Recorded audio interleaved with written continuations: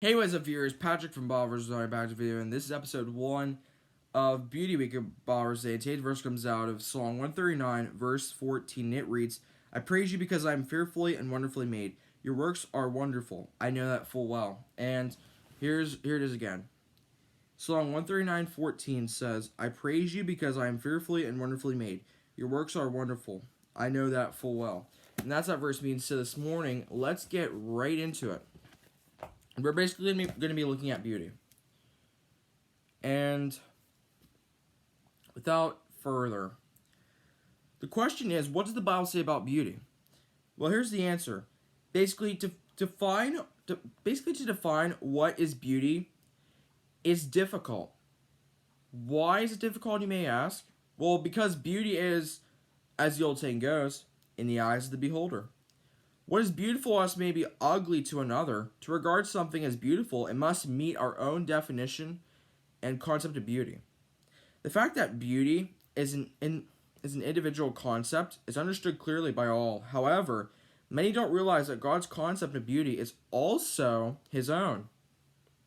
No one defines for God his concept of beauty. If a person is beautiful to God, he fits God's concept of beauty. A good example of this is in 1 Samuel 16:7.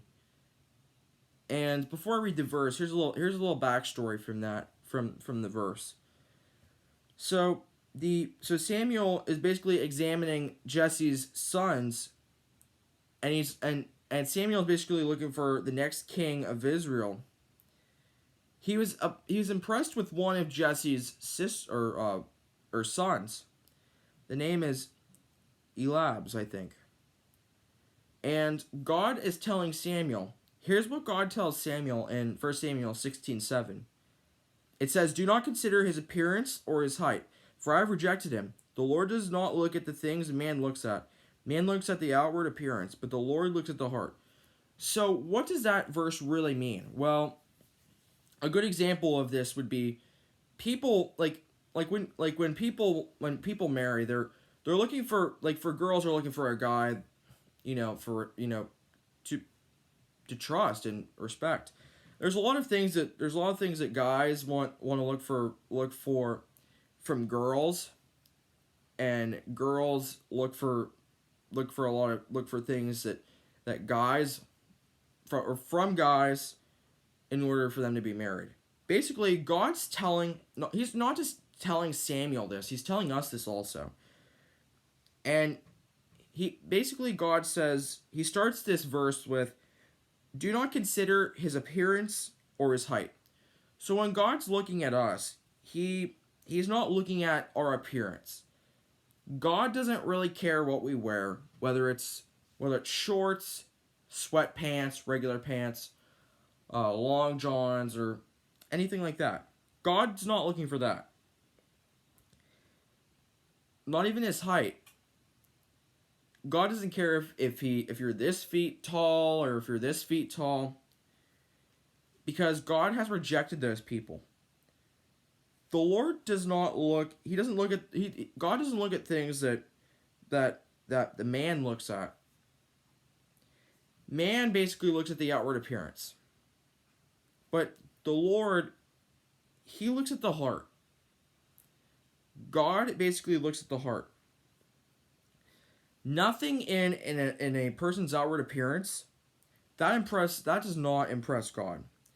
God looks upon the inner beauty, the beauty of one's heart. Another thing is, God doesn't use the origin or culture of a person as the whatever it is of beauty. People of one culture seldom use or see beauty in people of different cultures. Only a divine revelation could convince Peter to enter a Gentile's house and preach the gospel to him. This is found in Acts 10. It took an angel to get Peter the Jew and Cornelius the Gentile together.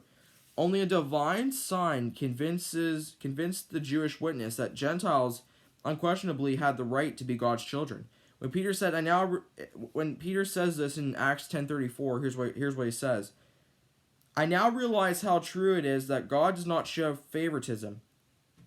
Basically, God doesn't say, "Oh, you're my favorite, you're not." You know, God doesn't show any favoritism to anybody.